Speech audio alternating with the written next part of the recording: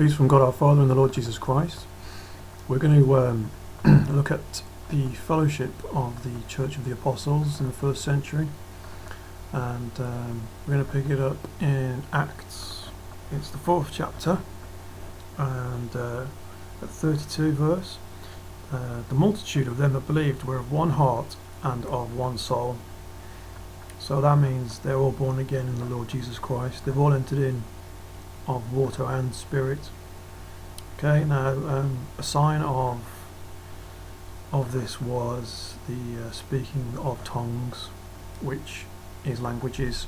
These are discernible in the languages of old Rome. So Grecians, Phoenicians, Egyptians, these people were all able to discern that these born again children were speaking in their language.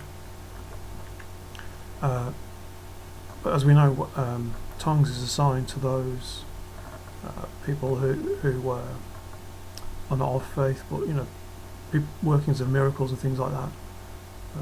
It's not of people who have faith, because they have faith already. It's for people who don't have faith. So these signs were wrought in the first century in this new doctrine of Christ.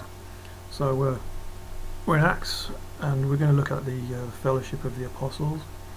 And the multitude of them that believed were of one heart and one soul, and that is the Lord Jesus Christ. Neither said any of them that aught of the things which he possessed was his own, but they had all things common. So, this is quite different to the world. The world's all about, you get out there, you amass a big stockpile of money, and get as big a house as you can. Like the heathen, the doctrine of the heathen is, if somebody says they've done well for themselves, it means they're in a big house, on a big salary, with a pension accumulating for the time that they're going to put their feet up and enjoy it. This is all condemned in the Bible. Anybody who's read the Bible, you'll know that this is foolishness. It's about the parable of the man who would pull down the barns that he already had and build bigger barns, so that his soul could have pleasure in that when he retired. And God said, "Therefore, I'm going to require your soul," which basically meant you're going to die before you enjoy any of that carnality that you've heaped up for yourself. So the ways of man have been made foolishness. The ways of the saints are the ways of God.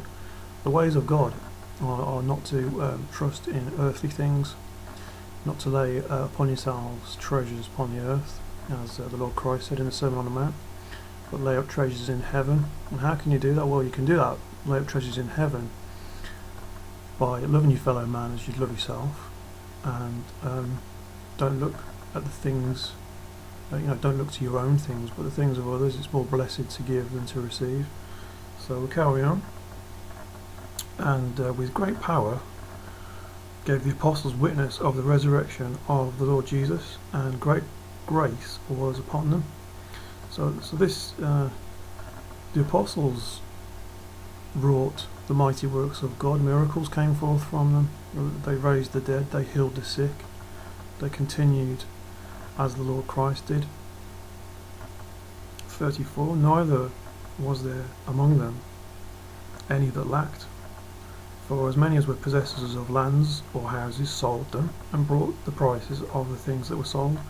So they sold up their assets and laid them at the apostles' feet. So there was basically like a treasury going on, and as it continues here, distribution was made unto every man according as he had need. So a saint living in this fellowship, if he needed a new pair of shoes, he'd go to the treasurer and say, my shoes are worn out, can I get a new pair? And it was done that way. What an excellent way of living. The way that people are used to living now is the devil's kingdom, which is, if you've got nothing, nothing at all, okay, you haven't got any money, you're basically destined for the streets. You're going to be in a cardboard box, people walking past you.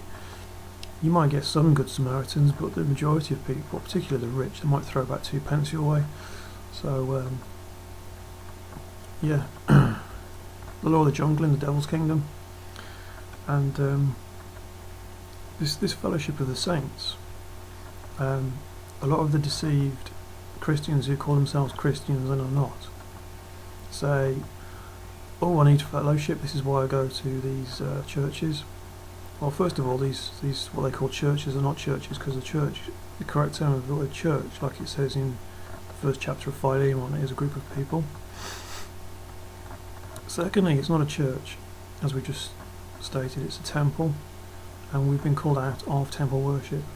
There's no need for a temple because the Lord Christ was the Passover lamb. His blood was shed, so there's no need for an earthly temple so that high priest would enter into, like in the Old Covenant, and offer animal's blood for a sin atonement, because Christ atoned the people with his own blood, and he did it once. If you're listening to my words, well, I'm speaking here the true gospel, and you know this doctrine. You know exactly what I'm talking about. Temples built with the hands of man is condemned, because Stephen condemns it in Acts, and as does Paul in Acts 17. Or Stephen just echoes the prophet Isaiah in Isaiah chapter 66 chapter. So when the deceived Christians who call themselves Christians and are not say that I have fellowship when I go to church, it's nothing of the sort, is it? They're actually involved in a false Christ temple-based abomination, and they're deceived into Sol Invictus, which is the Sunday day decreed in 321 by Constantine in honour of their pagan solar god. This what I've just read here is a community of the saints.